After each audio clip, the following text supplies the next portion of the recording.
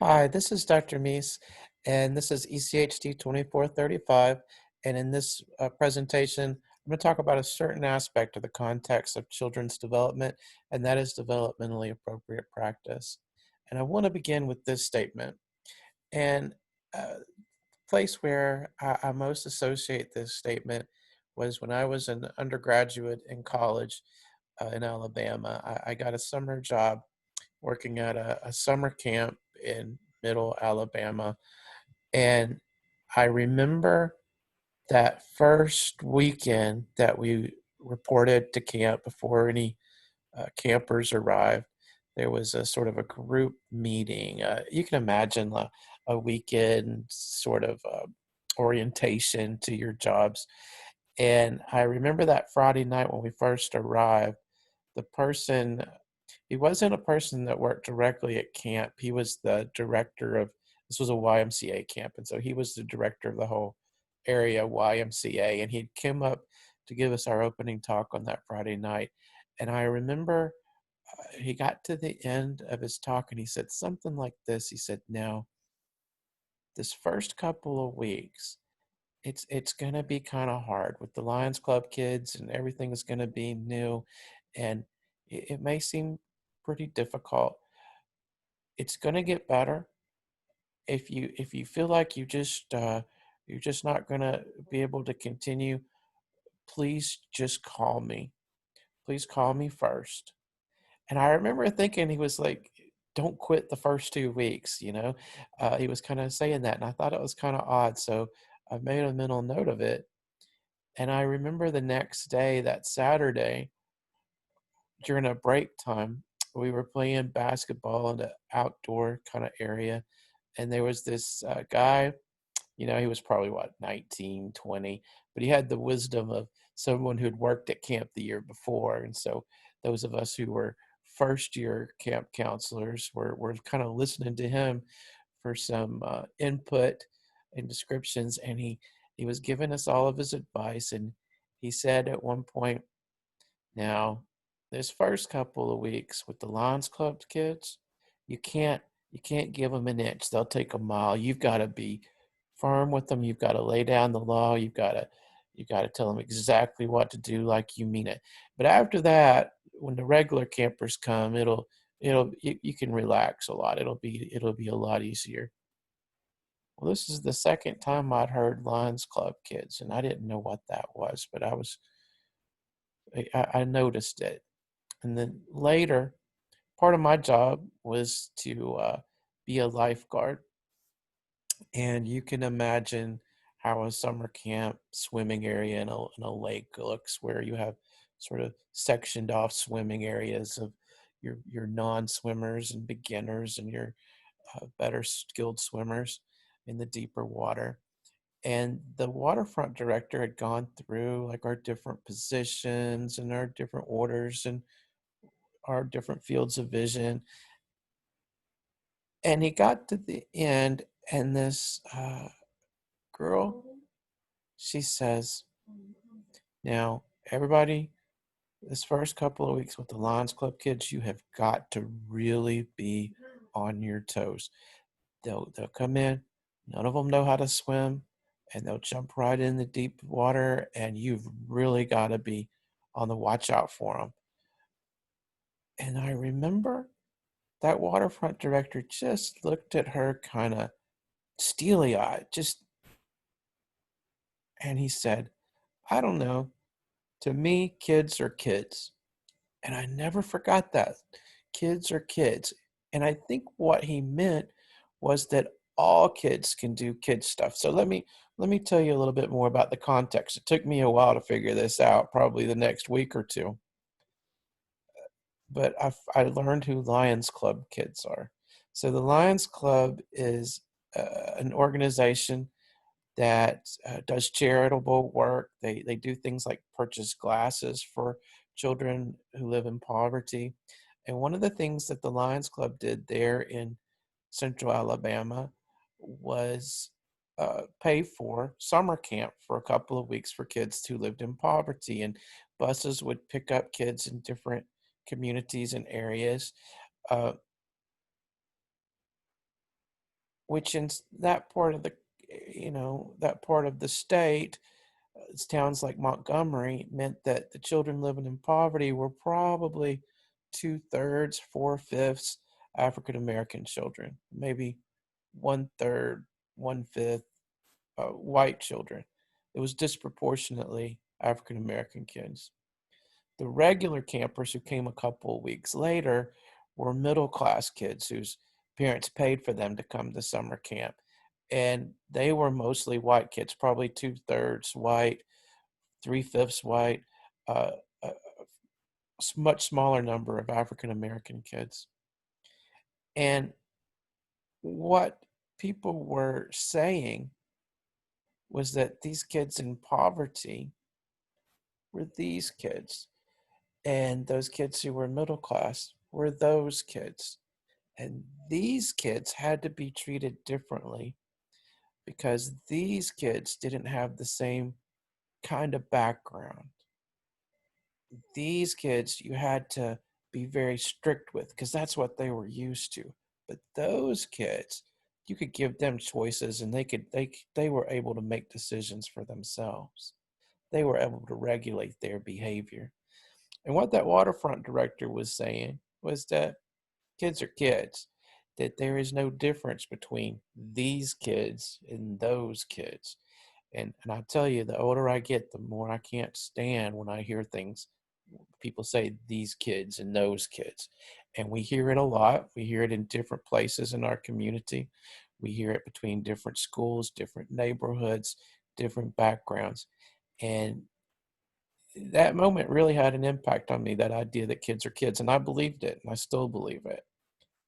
However, a few years later, I began graduate school and I began working towards my doctorate in developmental psych and studying children's development. And one of the first things that we learned across many different settings was the importance of understanding child ecology.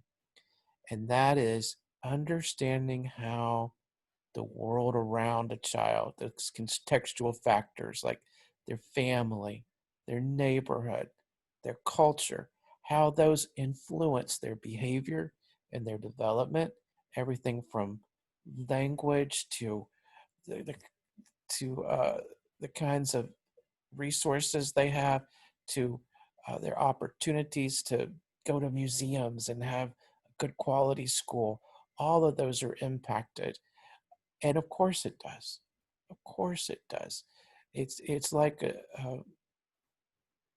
a goldfish. There's this old saying, and I don't know if it's exactly true, so don't quote me on this, but there's this old saying that a goldfish grows to the size of its container. And I think it might be true because I've seen really big goldfish in ponds, but I don't know. But clearly, with that example of a goldfish, which isn't a very good example, you know that the quality of the water, the quality of the environment that it's in is having an impact on the development of that fish. Human beings are like that too. And not just our physical development, but our emotional and our social development. We're influenced by the social world around us. Now, if you think about it, those two things, that kids are kids and that we're influenced by everything around us, they don't fit together very well. In fact, they're contradictory to each other. One is saying it doesn't really matter about your background and your context. You're still going to do kid stuff just like other kids. And the other one is saying, yeah, it really matters what kind of environment you've been raised in. And that kind of was hard for me to put together until I learned more about developmentally appropriate practice. And this is a model to help you think about those two things, this idea that kids are kids and all kids are doing kid stuff, and this idea that our environment is really important for who we are. And the DAP model begins with thinking about each person as an individual, and that's right there in the center. So that might include things like, is this a boy or a girl?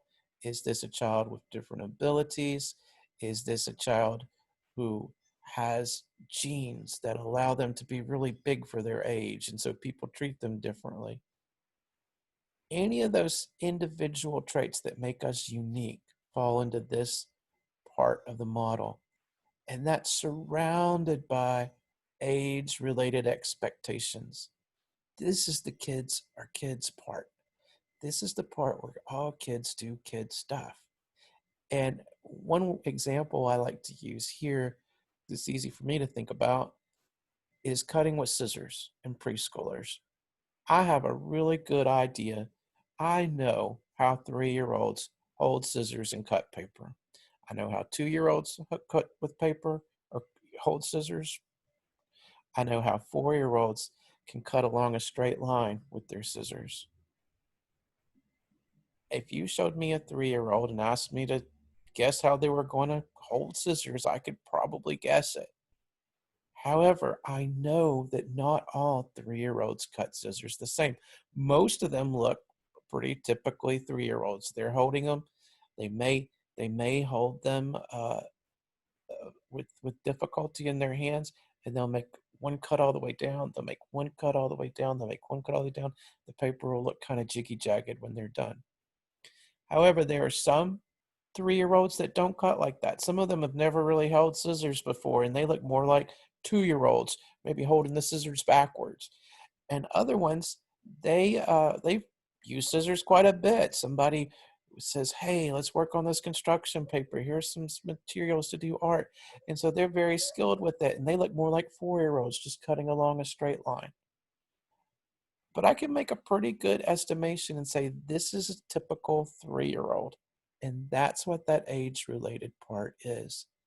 That is embedded within social and cultural expectations. So here we're thinking about family experiences, cultural experiences, experiences in one's neighborhood. All of those things have an impact on the age-related standards and the individual traits too. And so this is a way of thinking of how those interact. So some different social cultural contexts that go in that outermost layer. One is historical. The time period that we're living in can have an impact on who we are. Think about a child growing up in the 1930s and a child growing up in the 1970s and a child growing up in the 2020s. They live in a very different world. Another is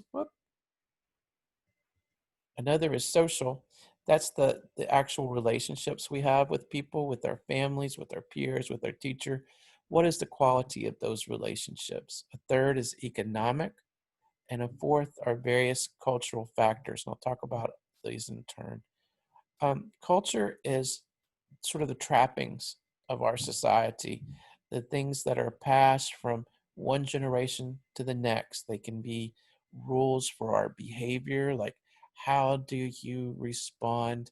How does a young person speak to an older person? How do you speak in more formal terms versus more informal? They can be beliefs, they can be religion, they can be other kinds of practices, and they can be the stuff, right? That cultural stuff like do you put up a Christmas tree or a menorah? Those kinds of products that that are passed that we learn from the generations before us. Part of culture is ethnicity. Ethnicity is based on our identity with the cultural heritage, and it can be based on national characteristics, race, religion, language, and we develop a sense of ethnic identity, our sense of membership in that ethnic group, and what that means to us. SES is the abbreviation for socioeconomic status, and there are three components of SES. The one that's, I won't say biggest, but the one that's most noticeable is money, the economic part. Uh, how much money does this person have? But that's really not all of SES. There's two other components are the person's occupational status. Like some jobs have more prestige than others. And the third part is their educational level. Now, in our society, occupation and educational level really co-vary with money. So certain occupations and certain educational levels tend to have higher or lower incomes. But you can kind of separate them out. and see that they add an independent part to SES. So, for example, in a small town, a priest or a preacher might have a whole lot of prestige in the community. People might really listen to that person and respect them quite a bit. So they have a high status, but they're probably not the richest person in town. They probably don't have the most money. So that's an example of how occupational status can contribute to socioeconomic status. By and large, though, we use SES as almost a synonym for money. It's really the biggest the biggest part of SES is money because it overlaps so much with occupation and education. Another part of the context we have in terms of how people treat us and how we relate to others is our sex, and the sex we are assigned at birth. That's a biological dimension. That's a physical dimension that's based upon things like genitalia, secondary sex characteristics, chromosomes, hormones. Those kind of things go in the mix to say, oh, this is a boy, this is a girl. Gender is the psychological interpretation of what that means and the social interpretation of what that means.